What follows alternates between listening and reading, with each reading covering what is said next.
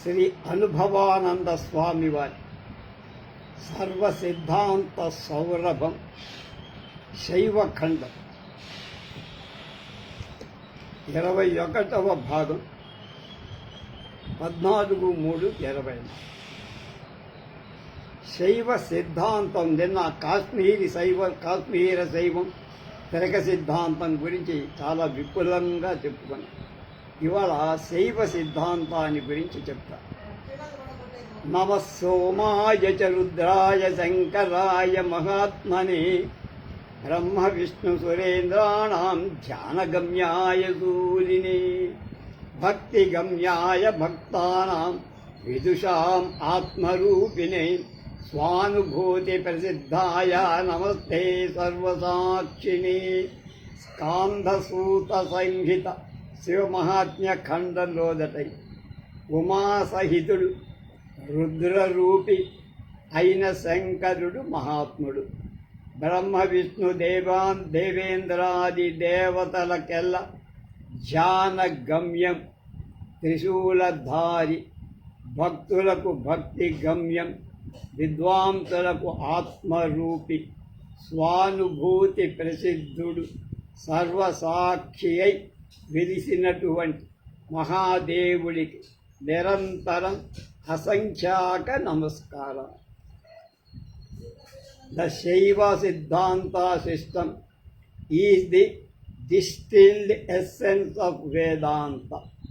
వేదాంతం యొక్క సారమే శైవ సిద్ధాంతం అని స్వామి శివానందచే చెప్పబడి నుతింపబడి శ్లాఘింపబడిన శైవ సిద్ధాంతం పండిత వరదాచారి మాటలలో the attempt to call the system Siddhanta could perhaps be referred to the intention that it is the conclusive truth of which the other schools of religion and thought are but purva paksha.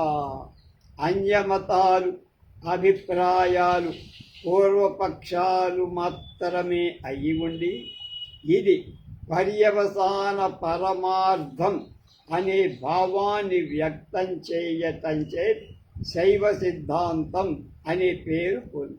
మిగతావన్నీ కూడా దిగదుడుపు చేసి ఇది పైకొచ్చింది కనుక ఇది యథార్థ శైవ సిద్ధాంతమై styles itself so in contrast to the other schools of Shaivism like Shivadvaita, Pashupata, Mahavrata, కపాల భైరవ and the rest.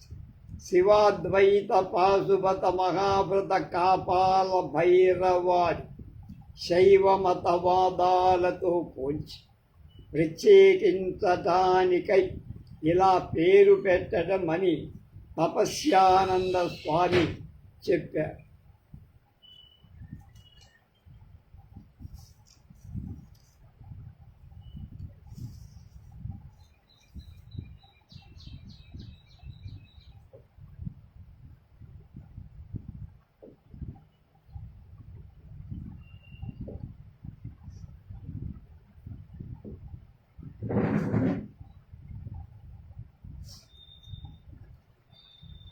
ఆయన అభిప్రాయంలో అది stands for all that is more sublime in the శైవవాదంలో ఉత్కృష్టత రూపం.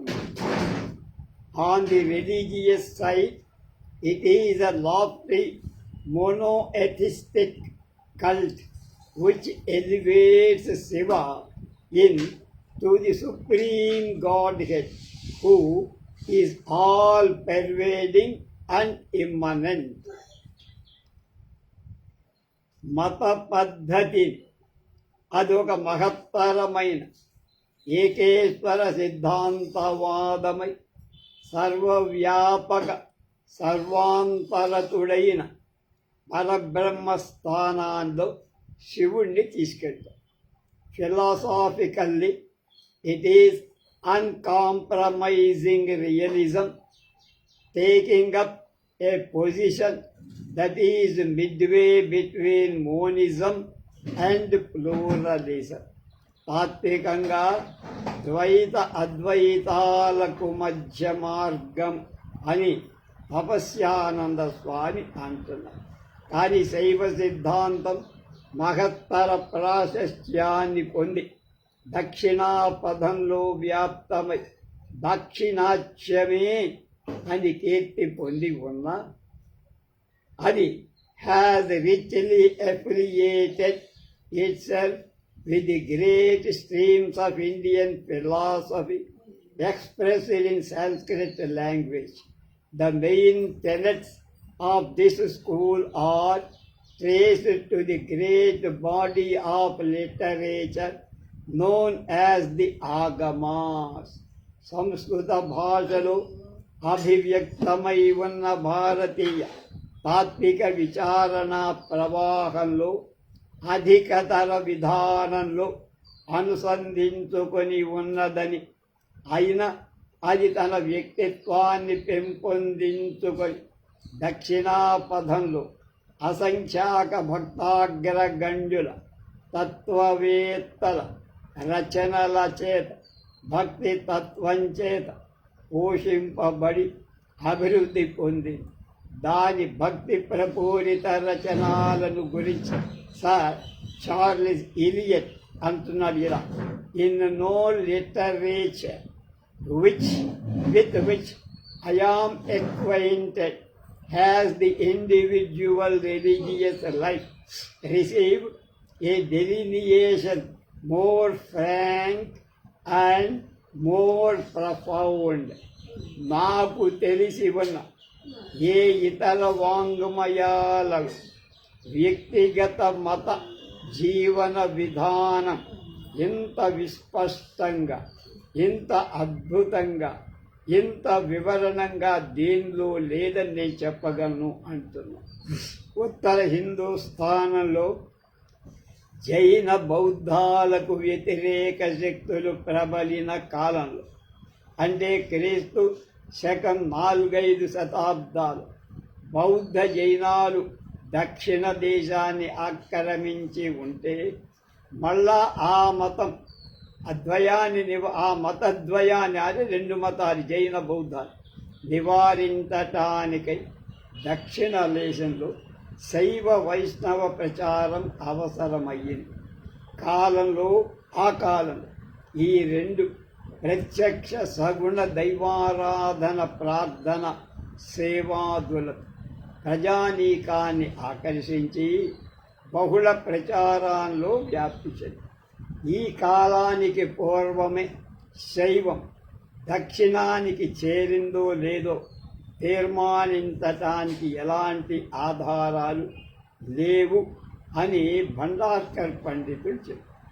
ఈ భావాన్ని శ్రీనివాస అయ్యంగా చెబుతూ, దీస్ మొనోథెయిస్టిక్ మూవ్మెంట్స్, ది వైష్ణవ అండ్ ది శైవ, inspired by the need of a single supreme personal God, felt by those who could not rise to the high levels of meditation on the absolute, spread to South India, when they received a great accession of strength, especially when opposed to Buddhism.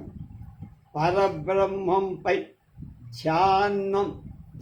ధ్యానం చెయ్యగల అత్యున్నత స్థాయికి పోజాలని సామాన్యులకు అవసరమైన ఒక సగుణ దైవం యొక్క ఆవశ్యకత చేత, అవసరం చేత ప్రోత్సాహం పొందిన వైష్ణవ శైవ సగుణ దైవారాధనం మత శాఖలు దక్షిణాపథంలో వ్యాపించి ముఖ్యంగా వ్యతిరేక శక్తిగా కూడా శక్తిని సముపార్జించాయి అని ఆయన చెప్పారు. ఈ విధంగా ఈ శైవ సిద్ధాంతం జైన బౌద్ధాలను ఎదుర్కొని తాను ఒక మహత్తర శక్తి రూపాన్ని అలా జైన బౌద్ధాలకు ఎదురు నిలిచి జయించిన శైవం అధిక ప్రాబల్యాన్ని సంపాదించి దానితో సమాన బలాన్ని పొంది జైన బౌద్ధాలను అడగించినటువంటి వైష్ణవాన్ని కూడా ఎదుర్కోవాల్సింది కనుక శైవ వైష్ణవాలు రెంటికి ఆగమ శాస్త్రాలు ప్రమాణాలై ఉండగా వైష్ణవానికి విష్ణువు, శైవానికి పరమేశ్వరుడు అధిష్టాన దైవాలుగా స్వీకరింపబడి వైష్ణవుల్లో ఆళ్వారుల గ్రంథాలు దివ్య ప్రబంధమై వారికి ప్రమాణభూతంగా, శైవానికి నాయనారుడు రచించిన గ్రంథాలు ప్రమాణాలుగా ఉన్నాయి.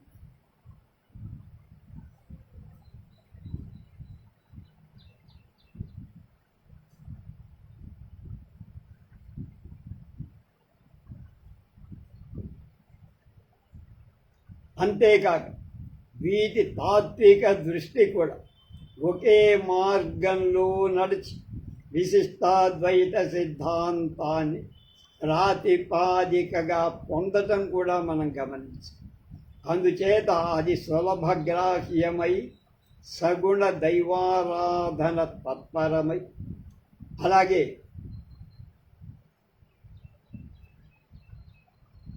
డాక్టర్ పోప్ అని ఆయన చెప్పినట్లుగా the most celebrate, influential and undoubtedly the most intrinsically valuable of all the religions of India. అది మిగుల సవివరణమై ప్రభావవంతమై అనుమానం లేకుండా భారతీయ మతాలన్నిటిలో అత్యధిక సారభూతమై వెలుపొందింది, ప్రసిద్ధి చెందింది. అది ప్రత్యేకంగా శైవ సిద్ధాంతం ఆ ప్రఖ్యాతి అలా పొందారు. దీన్నే శంకరాద్వైతంలో ప్రబలంగా ఉన్న భ్రాంతి రూపంలో ఉన్న మాయను తీసేసి దాని శివశక్తిగా అది రూపొందించి ఉండటం చేత శుద్ధాద్వైతవాదం అని కూడా దాన్ని అన్నారు.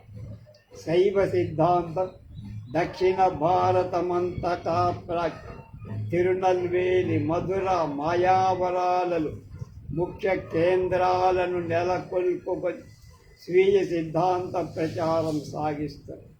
తంజావూరు మండలంలో, తిరువనండార్లో, కాశీమఠం, తిరువనతురైలో, అధినాం, ఉత్తర ఆర్కాట్ మండలాలలో తిరువన్నామలై కలోగల శైవ సిద్ధాంత మఠాలు ప్రధానాలుగా కలవు. ఇంత పూర్వం చెప్పినట్లుగా శైవ సిద్ధాంతానికి కూడా శైవ ఆగమాలే ప్రమాణం. సిద్ధాంతో వేదసారవత్, సిద్ధాంతం అంటే వేదసారమే, ఎస్సెన్స్ ఆఫ్ వేద. వేదాంతార్థం ఇదం జ్ఞానం సిద్ధాంతం పరం శుభం. మళ్ళా వేదాంతార్థం ఇదం జ్ఞానం సిద్ధాంతం పరం శుభం.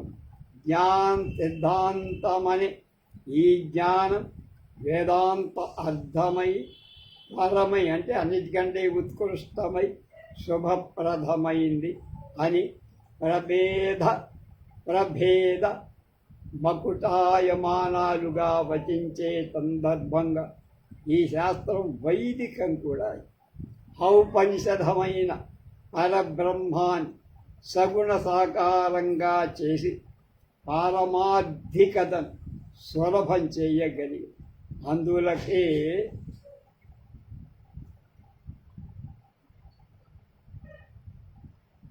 28 ఆగమాలను ఆధారంగా చేసుకొని వాటి సంపూర్తిగా గ్రహించి అసమాన క్రియలో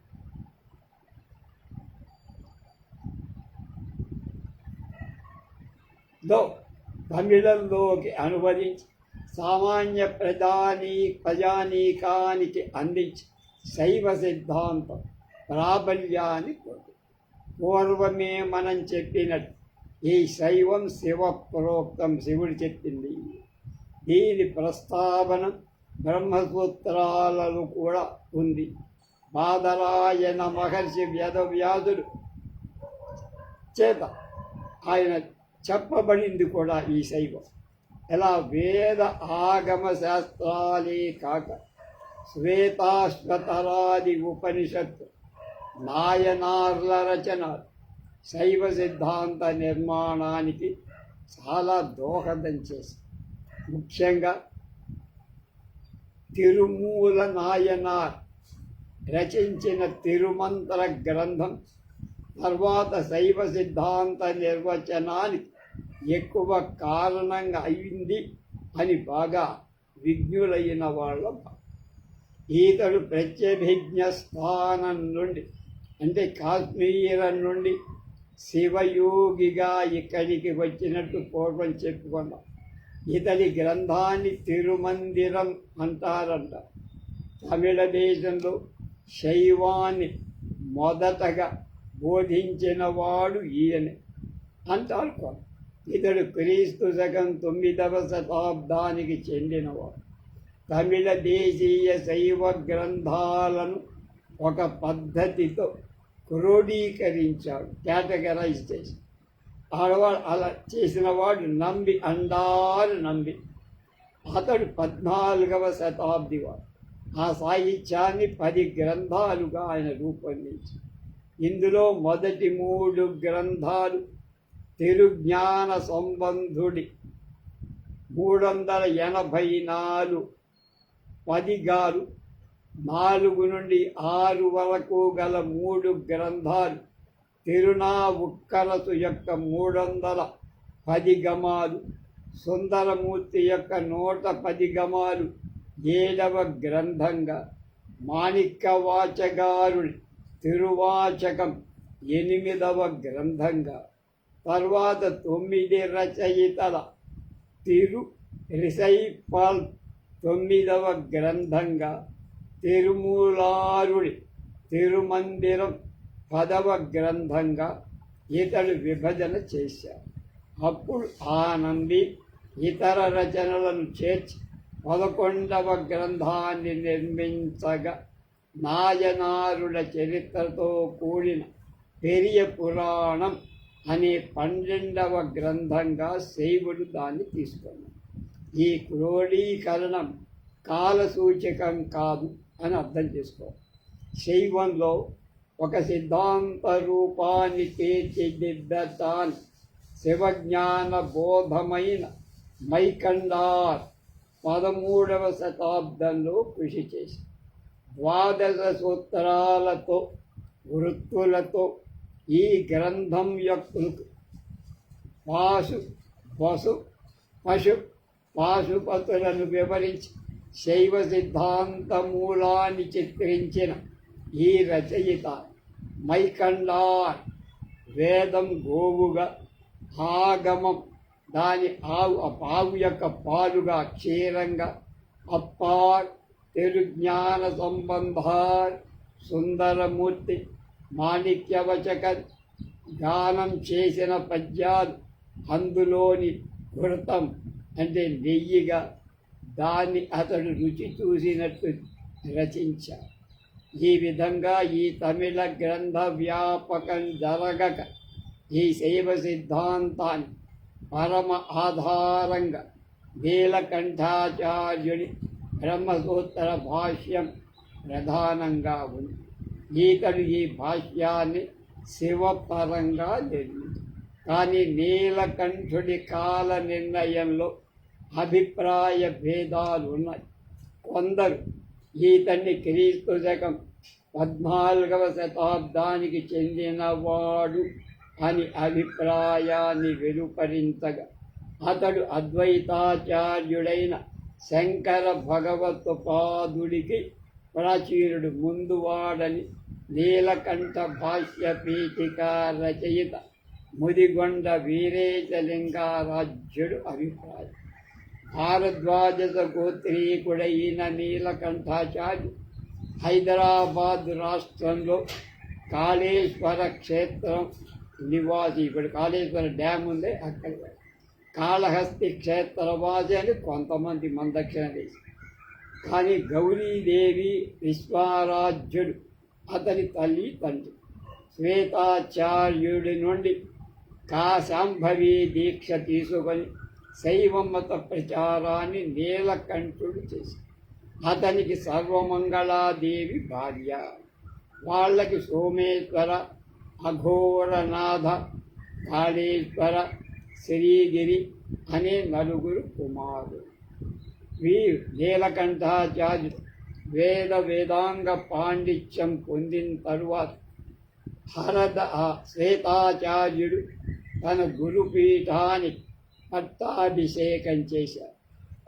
అప్పుడు హరదత్త, సోమశేఖర, భవదేవ, భీమేశ్వరులను నలుగురు శిష్యులు ప్రధానంగా ఏర్పడ్డారు. నీలకంఠాచార్యుడు బ్రహ్మసూత్రాలనే కాక శివపరంగా ఉపనిషద్గీతలకు కూడా భాష్యం రచించి ప్రస్థానత్రయాలను పూర్తి చేశారు. వేదాగమాలను సమస్థాయి నుంచి రెండిటి సమన్వయం చేసి శివాద్వైతాన్ని పూర్తి సనాతనం చేయటాన్ని నీలకంఠాచార్యుడు భాష్యత్రయ రచనానికి పూనుకున్నాడు. అతనికే శ్రీకంఠుడనే పేరు. ఇంకొక పేరు నీలకంఠాచార్య నామధేయుడు అనేక మంది చరిత్రలో కనపడుతున్నారు. అందువల్ల ఈ భాష్యకర్త నీలకంఠుడెవడు అనే సందేశం అందరికీ విమర్శకుల్లో వచ్చి, కానీ విద్యారణ్య విరచిత శ్రీశంకర విజయంలో బ్రహ్మసూత్ర భాష్యకర్త నీలకంఠాచార్యుడు ఒకడు శంకరాచార్యుడితో వివాదం తల్పి పరాజితుడైనట్లు చెప్పబడి, ఇక్కడ నీలకంఠుని శంకర కాలం వాడిగా పెట్టి శంకర ఉత్కర్షానికి నీలకంఠుడిలా ఓడిపోయినట్టు విద్యారణ్యుడు చెప్పాడు. కానీ భాష్యకర్తకైన నీలకంఠుడు శంకరుడికి ప్రాచీనుడని వీరేశలింగ ఆరాధ్యుడి అభిప్రాయం. అంతేకాక నీలకంఠ భాష్యాన్ని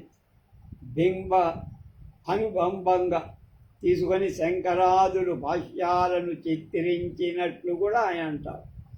కనుక ఇతడు రామానుజుడి సమకారుడని కొందరు, అప్పయ్య దీక్షితుడి ఉద్దేశంలో నీలకంఠుడు రామానుజ పూర్వం వాడై ఉండటం చేత నీలకంఠ భాష్యాన్ని అనుసరించి రామానుజుడు తన భాష్యాన్ని నిర్మించాడు.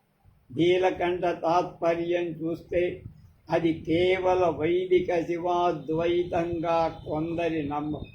శివాద్వైతం అంటే శంకరాద్వైతంలాగా కాక శివ విశిష్టాద్వైతమతమని, అది రామానుజీయ విశిష్టాద్వైతం వంటిదే అని అనిపిస్తుంది. విష్ణు పదానికి శివ పదం ఉపయోగించినట్లుగా అర్థం. కానీ శివ విశిష్టాద్వైతం అని కానీ విశిష్ట శివాద్వైతం అని కూడా దానికి పేరు ఉందట. రామానుజీయ విశిష్టాద్వైతంలో కొన్ని విషయాలలో పోలికలు ఉన్నా తన ప్రత్యేకతను శివాద్వైతం కాపాడుతుంది. నీలకంఠుడికి అద్వైతం ప్రధానం. శివుడు చేతన అచేతనాత్మకంచేత విశిష్టుడు అని చెప్తున్నాడు. కానీ అతడు అత్యంత భేదాభేద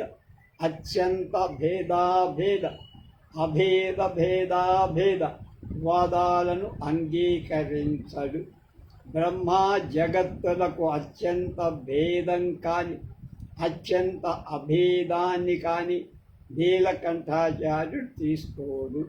ప్రపంచ మిథ్యాత్వాన్ని అంగీకరించడు. కానీ అప్పయ్య దీక్షితుడి యొక్క తాత్పర్యంలో నీలకంఠుడు సంపూర్ణ అద్వైతవాదిగా ఉండి సామాన్యుల కోసం విశిష్ట శివాద్వైతాన్ని ప్రతిపాదించి రామానుజుడిలా అద్వైతవాదాన్ని నీలకంఠుడు ఖండింపలేదని అప్పయ్య దీక్షత ఉచువాచి సామాన్యుల కోసమే అతడు సగుణ ఆరాధనను బోధించాడంట. నీలకంఠుడి శైవ సిద్ధాంతాల నుండి కొన్ని విషయాలలో భేదిస్తాడు.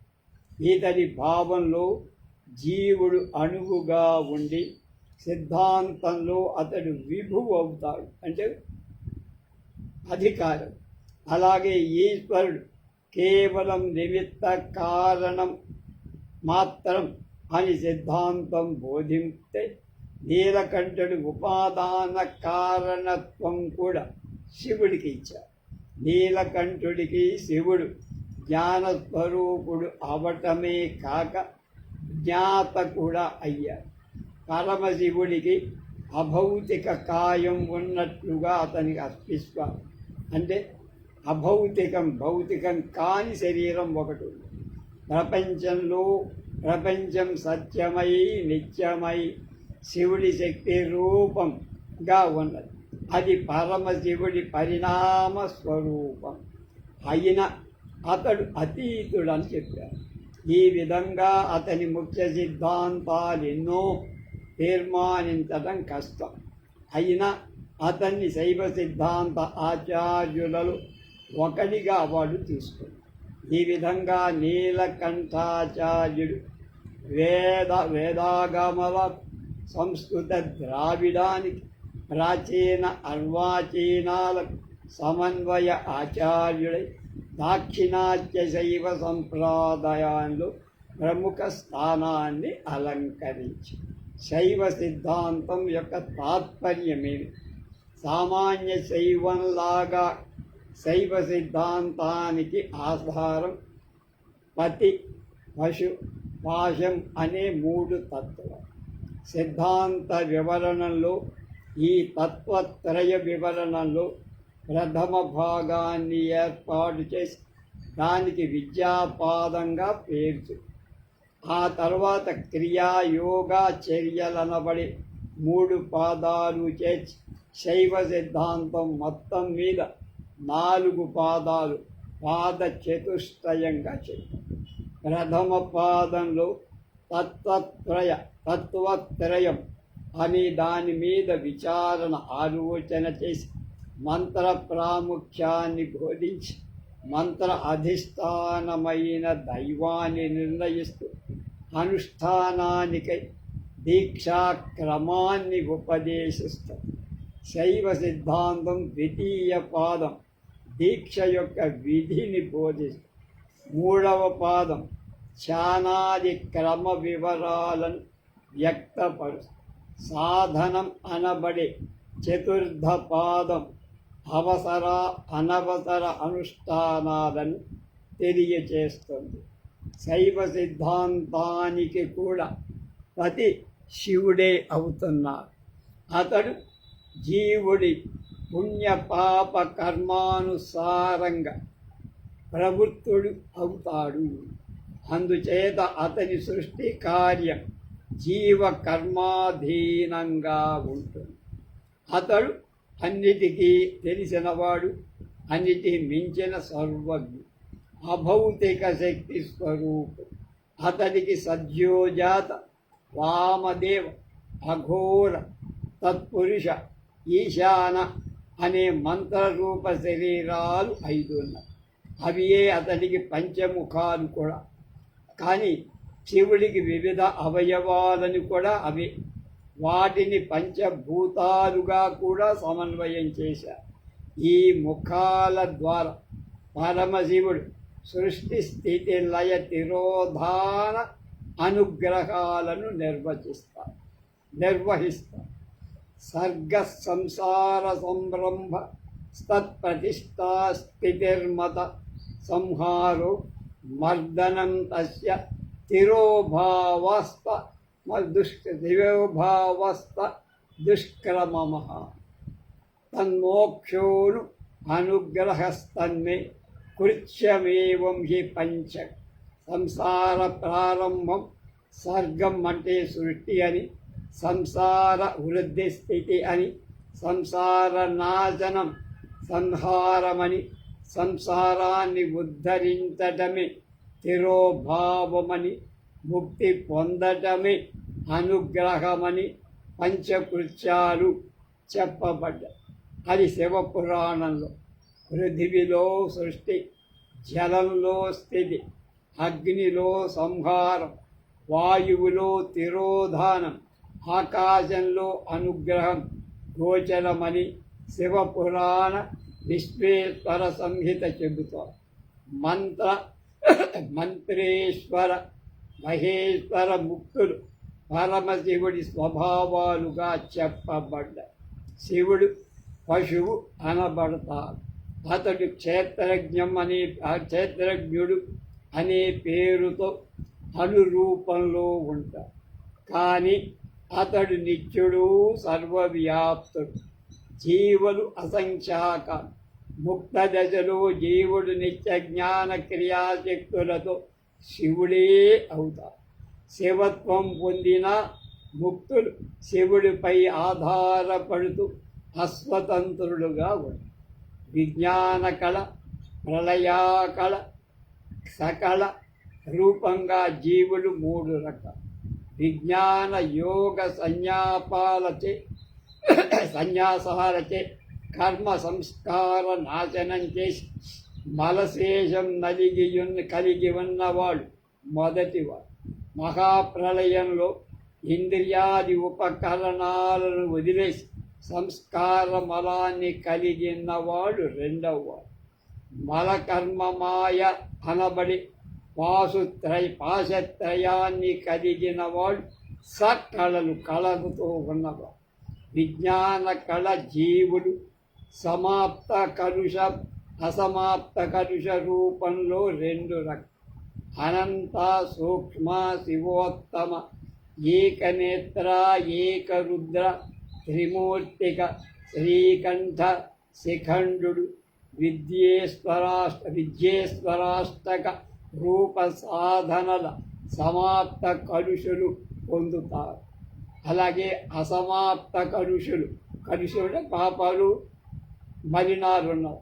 సప్తకోటి పరిమిత మంత్ర స్థానాలచే శివుడిచే అధిష్ఠిస్తారు. ప్రళయకాల జీవులు పక్వపాశద్వయులు తద్విలక్షణులు అని 2 రకాలు. అందులో మొదటి వారు మోక్షం పొందగా, రెండవ వారు పుర్యస్తక బద్ధులై జనన మరణ పరంపరలో తగులుతారు. పుర్యస్తకం సూక్ష్మ శరీరానికి ఇంకొక పేరు. సూక్ష్మ శరీరం అంతఃకరణ, ధీ అంటే బుద్ధి, కర్మ కారణాలు పుర్యస్తకం అనబడి సూక్ష్మ శరీరం. శబ్ద స్పర్శ రూపరస గంధ పంచకం. బుద్ధి, మనస్సు, అహంకారాలు అష్టపురుషులు అంటారట. ఈ విధంగా పుర్యస్తకం కలిగిన పుణ్య సంపన్నులైన వాళ్ళు మహేశ్వరం ఆనందం చేత భువనపతిత్వాన్ని పొందుతారు. సకల జీవులు కూడా తక్కువ కలుష, అపక్వ కలుష విభేదాలు 2 రకాలు వాళ్ళలో. పక్వ కలుషుడు 18 ఉత్తర శతమంత్రాలకు మంత్రేశ్వరత్వాన్ని పొందుతాడు. అతడికి పరమేశ్వరుడే గురువై మోక్షాన్ని కలగచేస్తాడు. సూక్ష్మ రూపలై అపక్వ కలుషులుగా ఉన్న జీవులు కర్మానుసారం సుఖ దుఃఖ ద్వంద్వాల భోగ భాజనులు అవుతారు. పాశం, మల, కర్మ, మాయ, రోధశక్తి ఈ రీతిగా 4 రకాలు. పురుషుడి క్రియాశక్తులచే దాస్యంపై పోగొట్టు పొట్టు ధాన్యం మీద పొట్టులాగా ఆవరించేది మలం. ధర్మాధర్మ రూపమై ఫల అభిలిషితమై బీజాంకుర న్యాయంగా ప్రవాహ రూపమై అనాది అయి ఉన్న కర్మ సంస్కారం కర్మ అంటారు. భక్త్యాత్మనా ప్రళయే సర్వం జగత్ సృష్టౌ వ్యక్తిం యాతీతి మాయా ప్రళయ కాలంలో సృష్టి ఎందులో లయిస్తుందో, ఎక్కడి నుంచి మళ్ళీ ఆవిర్భవిస్తుందో అది మాయా అని ఒక నిర్వచనం.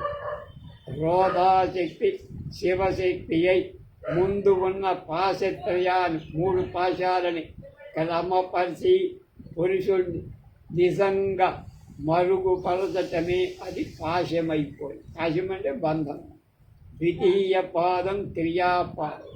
ఇందులో మంత్రసిద్ధి, సంధ్యావందన, అర్చన, జప, హోమ, నైమిత్తిక కర్మ, పాశుపత వ్రతం, శాంభవీ వ్రతం, శిరోవ్రతం అనబడి దీక్ష మొదలైన విషయాలు చెప్తా. వీటి వలన ఉపాసకునకు బసవయోగం, శివ ఉపాస్తి, శివధ్యానం, శివజ్ఞానం, శివధ్యానం, శివజ్ఞానం, శివభక్తి అనే సమాధి నిష్ట కలిగి. తృతీయమైన యోగ పాదం 36 తత్వాలు. అధిష్టాన దేవతలు, లోకాధిపతులు, జీవుడు, పాలకుడు, శక్తి, విశ్వకారణమైన మాయ, మహామాయ, అష్టసిద్ధులు, ప్రాణాయామ, ప్రత్యాహార, ధ్యాన, ధారణ, సమాధి, ఆసనాల గురించి వాటి వివరాలంతా ఇస్తారు. చర్యాపాదమైన చతుర్థం తపస్సు, పవిత్రీకరణ, ప్రాతిపద, శివలింగ తత్వాలు, ఉమామహేశ్వరాలు, స్కందనందీశ్వరాలు, గణపతులు, రుద్రాక్షమాల, అంత్యక్రియలు మొదలుగా గల విషయాలని ఈ 4వ భాగంలో పాశుపత సిద్ధాంత శాఖలు ద్వైతాలై శివజీవ భేదాన్ని తెలుపుతాయి. ముక్త దశలో జీవుడు అజ్ఞాన శక్తులను వదిలించుకొని సర్వజ్ఞత్వాన్ని, సర్వశక్తిత్వాన్ని పొందుతాడని పాశుపతం చెప్పగా, శివాద్వైతం సృష్టి శక్తి లేని శివుడుగా ముక్తుడని బోధిస్తారు. ఇందులో బ్రహ్మచర్య, గార్హస్థ్యాలు మాత్రమే నియమితాలై, వానప్రస్థ సన్యాసాలు ఐచ్ఛికం, కావాలంటే తీసుకోవచ్చు. లేకపోతే అందులో కూడా హంస, పరమహంస సన్యాసాలు కలియుగంలో నిషిద్ధాలని వాడి తాత్పర్యం. కుటీచక, బహూదక సన్యాసాలు గ్రాహ్యాలు, అవి తీసుకోవాలంట. ఇవే కాక ఐచ్ఛికాలు కూడా అవుతాయి. జ్ఞానం ప్రత్యేకంగా లేండై ఉపాసనమే జ్ఞానం అనబడుతుంది. అదే భక్తి అని అభిప్రాయం. పాశుపతులకు శిఖా యజ్ఞోపవీత లింగ ధారణ సహితమై త్రిదండ ధారణాత్మకమైన బహూదక సన్యాసం అంగీకార్యం. అదే త్రిదండి సన్యాసం. వాళ్ళకు కూడా ఉంది వైష్ణవులు. ఇలా కొన్ని విషయాలలో అన్యమతాలతో విభిన్న భావాలు కలిగిన ఈ శైవ సిద్ధాంతం దక్షిణాపథంలో సంపూర్తిగా ఆక్రమించి దక్షిణ భారతంలో శైవం కాక ఇంకొకటి లేదేమో అనిపించే విధంగా అల్లుకుపోయింది, పరివ్యాప్తి చేయి. రేపటితో ఈ శైవ ఖండం 22వ భాగంతో పూర్తయిపోతుంది కనుక రేపు 22వ భాగంలో వీరశైవం గురించి చెప్పుతాం. దాంతో అయిపోతే ఈ శైవఖండం అనుభవానంద స్వామి వారి సర్వసిద్ధాంత సౌరభంలో 9వ పుస్తకం మనం చేసి ఒక 7వ పుస్తకం చేయలే, మనకు ఎందుకో దొరకలే. అదేమిటది? శంకరుడి తరువాత అద్వైతం ఎలా ఉంది అనే దాని గురించి పుస్తకం వచ్చింది, కానీ అది ఎక్కడా కనపడుతుంది. అది దొరికితే మళ్ళీ కనుక 9 భాగాలు, దాదాపు మనం 8 భాగాలు చేసినట్టు లెక్క. రేపటితో అయిపోతుంది. ఎల్లుండి శనివారం నుంచి, రేపు శుక్రవారం, శనివారం నుంచి మాఘ మహాకవి రచించిన, సంస్కృతంలో రచించిన శిశుపాలవధ కావ్యం ప్రారంభిస్తాం. స్వస్తి.